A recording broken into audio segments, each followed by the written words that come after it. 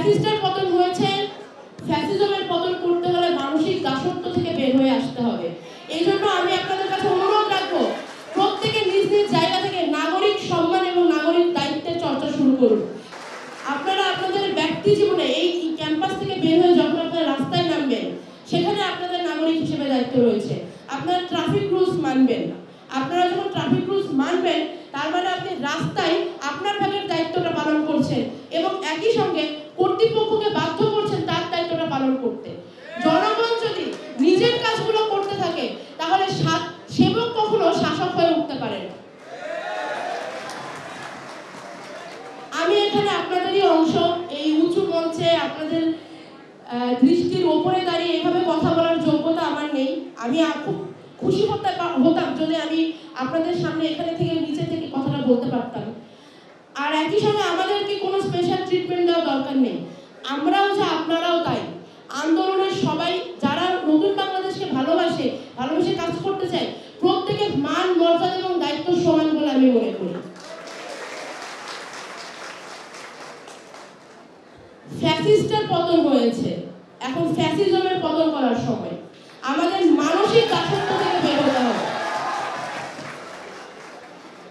বাংলাদেশ স্বাধীনের পর দীর্ঘদিন গণতন্ত্রের চর্চা থেকে বাংলাদেশের জনগণকে দূরে রাখার ফলে জনগণ তার নাগরিক সম্মানটা কেমন হতে পারে সেটা থেকে জনগণ ভুলে গেছে।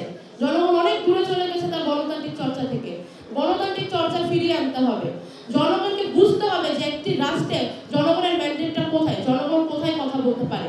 এটা যখন জনগণ বুঝতে পারবে, জনগণ নিজের সম্মান নিজে রক্ষা করতে পারবে।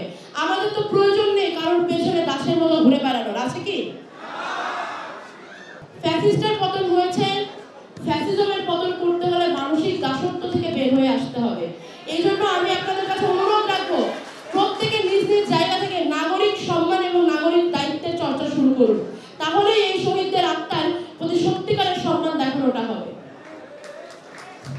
আপনাদের এই ইউনিভার্সিটি থেকে আসিফের স্মৃতি রক্ষার জন্য যে উদ্যোগ আপনারা নিয়েছেন, আপনাদের এই উদ্যোগকে আমি সম্মান জানাই, সাধুবাদ জানাই এবং একই সঙ্গে বলতে চাই, শুধু আসিফ নয়, দেশের প্রতিটি শহীদের স্মৃতি আমাদের অন্তরে ফলকের মতো জাগ্রত থাকবে আজীবন। নতুন বাংলাদেশে কোনো শহীদকে আমরা ভুলে যাব না, কোনো শহীদের স্মৃতি আমরা মুছে দেব না। প্রত্যেকের নাম বাংলাদেশের বুকে লেখা থাকবে যতদিন বাংলাদেশের অস্তিত্ব থাকবে। আমাদের এই শহীদদের গল্পগুলোই, আমাদের এই রাজপথের গল্পগুলো সামনের দিনে ঠিক করবে যে বাংলাদেশ কোন পথে যাবে। কারণ যে রক্তক্ষয়ী পথ পার হয়ে আমরা আজকের এই স্বাধীনতা পেয়েছি, সেই রক্তের দাম না চুকাতে পারলে এই স্বাধীনতা সফল করা সম্ভব নয়।